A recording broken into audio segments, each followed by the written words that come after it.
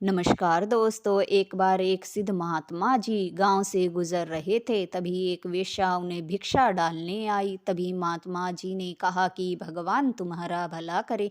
तभी वेश्या ने कहा कि महात्मा जी, मैं आपको भिक्षा तो ज़रूर दूंगी, लेकिन मैं भगवान में विश्वास नहीं रखती, क्योंकि भगवान होते ही नहीं हैं। ये बात सुनकर महात्मा जी ने कहा, तुम ऐसा क्यों कहती हो?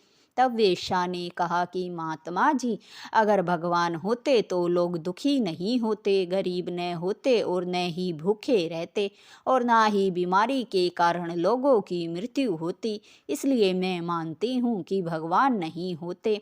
महात्मा जी ने वेश्या की ये बात सुनी तो वे चुप रह गए और मन में सोचने लगे, अगर मैंने अब कुछ कहा तो कहीं बहस और आगे न बढ़ जाए। इसलिए वे चुप ही खड़े थे।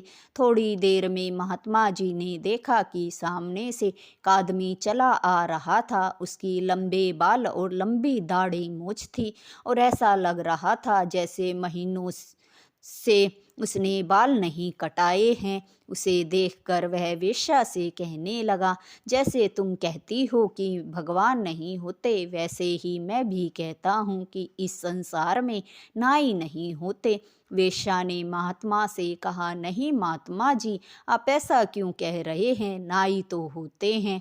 तभी महात्मा ने वेश्या से कहा कि वो देखो, अगर नाई होते तो इस इंसान के इतने लंबे बाल और दाढ़ी नहीं होती। तभी वेश्या ने महात्मा से कहा, नहीं महात्मा जी, इस संसार में नाई तो होते हैं, लेकिन कुछ लोग नाई के पास बाल कटवाने और दाढ़ी बनवाने नहीं जाते, इसलिए उनकी इतनी लंबी दाढ़ी और बाल होते हैं।